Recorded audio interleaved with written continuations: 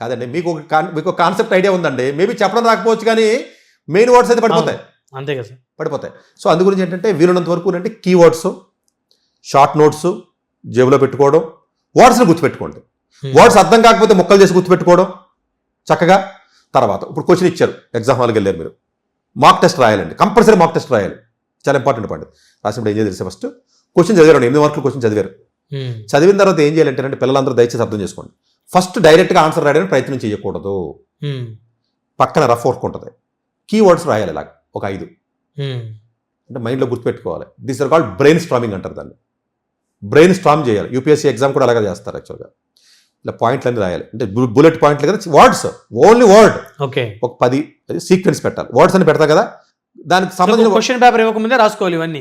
ముందు answer sheet ఇస్తారు కదా sir question paper. Question paper చదివిన తర్వాత క్వశ్చన్ తగ్గట్టుగా లేదు, క్వశ్చన్ తగ్గట్టుగా ఓకే, క్వశ్చన్ చదివి ఈ వర్డ్స్ రాస్తారు కదా, ఎన్ని గుర్తుంటే ఆ క్వశ్చన్ తగ్గట్టు వర్డ్స్ రాసేసి సీక్వెన్స్ వేయాలి దాన్ని.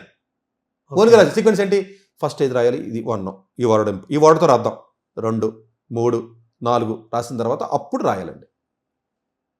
సో అక్కడ ఉన్న క్వశ్చన్స్ ని బేస్ చేసుకుని కీవర్డ్స్ రాసుకుని సీక్వెన్స్ పెట్టుకుని రాసుకుంటే ఓన్గా రావాలా, ప్రెజర్ ఉంటుంది వాడికి. సరే 100కు 90, 95 రాకపోతే 100కు 90, 80, 70 వస్తే రానివ్వండి, చాలా మంది ఫెయిల్ అయిపోతున్నారు. 10th క్లాస్ మీకు ఐడియా ఉందో లేదు, ఇక్కడ 6 లక్షల మంది రాస్తే 5.5 లక్షల సగం మంది ఫెయిల్ అవుతారు. సతీష్ గారు ఇందాక నేను చెప్పాను కదా మీకు క్వశ్చన్ పేపర్ రాకముందు రాసుకోవాలి. బేసిక్గా మేము మర్చిపోతారని రాసుకుంటారా, మెయిన్ ఫార్ములాస్ ఉంటాయి అవి రాసుకుంటారండి.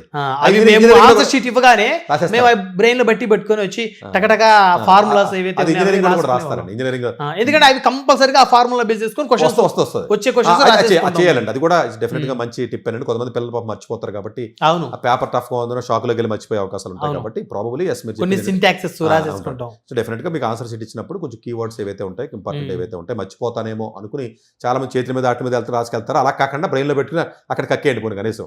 ఓకే, కొన్ని ఇంపార్టెంట్ ఏదైనా ఉంటే అలాగా.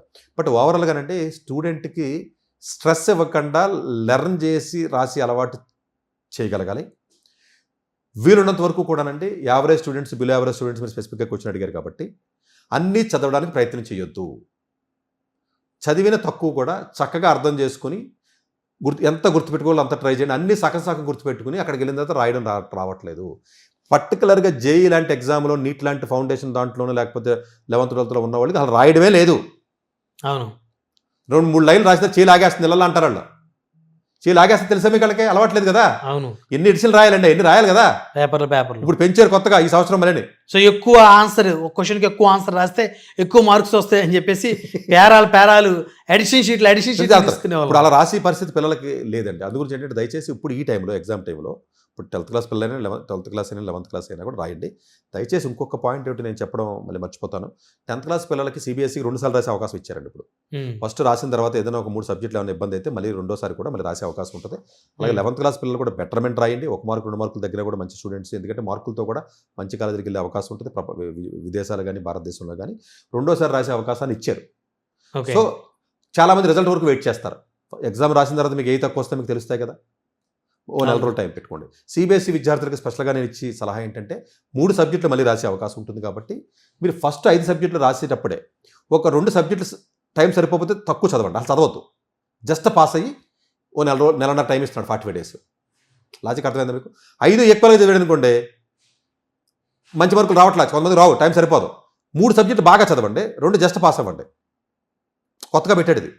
ఈ 3 పాస్ అయిపోతారు, అలాగే మార్కులు వచ్చేస్తాయి కదా, మంచి మార్కులు వచ్చి. ఈ రెండు ఎలాగ మీకు తక్కువ మార్కులు వస్తాయని ముందే తెలిసిపోతుంది, దీంట్లో పాస్ అవుతారు అంతే కదా, మీరు కంపల్సరీ పాస్ అవ్వాలి.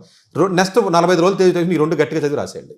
ఓకే, సో అట్లాగే మీకు 11th బెటర్మెంట్ రాసుకున్నప్పుడు కూడా కొంచెం కేర్ఫుల్గా చూసుకుని బెటర్మెంట్ రాసుకోండి, ప్లాన్ చేసుకుని ముందే కంపల్సరీ రాసుకుని చేయాలి. వీలున్నంత వరకు అంటే అర్థం చేసుకుని చదివితే ఇబ్బంది ఉండదు. లిమిటెడ్గా చదవండి, మాక్ టెస్టులు రాయండి, ప్రాక్టీస్ ఎక్కువగా కంపల్సరీగా మీరు చేసి తీరాలి.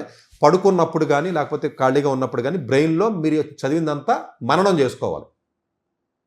ఓకే, ఈ సోషల్ ఇది, లేకపోతే ఇంగ్లీష్ ఇది, లేకపోతే గ్రామర్ ఇది, లేకపోతే ఇంకోటి ఇది, మనం ఎప్పుడైతే చేసుకున్నారో బ్రెయిన్లో ఒక చోట ఆగిపోతుంది కదా. మీరు రివిజన్ చేసుకున్నప్పుడు అప్పుడు ఏం చేయాలి, ఆగిపోయింది పక్కన గుర్తుపెట్టుకోవాలి. 2-3 సార్లు ఆగుద్ది కదా, కళ్ళు తెరిచిన తర్వాత మళ్ళీ ఆ బుక్ తీసి 2-3 గుర్తుపెట్టుకోవాలి. అంటే బ్రెయిన్కి కనెక్ట్ చేస్తున్నట్లు లెక్క, డాట్స్ని, మిస్సింగ్ పాయింట్స్ని కనెక్ట్ చేయాలి మీరు జనరల్గా. అంటే పర్టికులర్గా సాంస్క్రిట్ కానీ లేకపోతే ఇంగ్లీష్ కానీ. మిగిలిన మ్యాథ్స్ లేకపోతే సైన్స్ లాంటివి అయితే మీరు అర్థం చేసుకునే చేయడానికి ప్రయత్నం చేయండి. సరే ఫార్మర్స్ ఎలాగో గుర్తుపెట్టుకుంటారో చేస్తారా, స్టేట్ బోర్డు అయితే పాత పేపర్లు చూసుకుని చేస్తారు. సో ఈ టైంలో కంగారు పడి ఇవ్వడం వల్ల కానీ, టెన్షన్ పడడం వల్ల కానీ, ఎక్కువ బట్టి పడదామని బ్రెయిన్ ట్రై చేయడం వల్ల కానీ స్ట్రెస్ బిల్డప్ అయ్యి మొత్తం ఫెయిల్ అయిపోతారు. ఓకే. మీరు మైండ్ కాదండి, ఎప్పుడునూ చదివినప్పుడు ఎక్కువసేపు చదవమని చెప్తుంది తప్ప స్ట్రెస్తో చదవకూడదు. అవును. స్ట్రెస్ లేకుండా ఎఫర్ట్ పెట్టి చదవమంటున్నాం మనం. మనసుకు తీసుకోవాలి. ఎక్కువసేపు చదవడం అంటే స్ట్రెస్ అని కాదు కదా. అవును. మీరు ఎక్కువసేపు పని చేస్తున్నంత మాత్రాన నేను ఎక్కువసేపు పని చేస్తే స్ట్రెస్ కాదు కదా. అంతే కదా. సో ఈ సూచనలు కానీ మీరు పాటించినట్లయితే డెఫినెట్గా కొంత మీరు పెర్ఫార్మెన్స్ పెరిగే అవకాశం ఉంటుంది. డెఫినెట్గా ఒకవేళ ఏదైనా మిస్ అయినా కూడా మళ్ళీ బెటర్మెంటో లేకపోతే ఇంకోటి రాయండి. మార్కులు చాలా ఇంపార్టెంట్.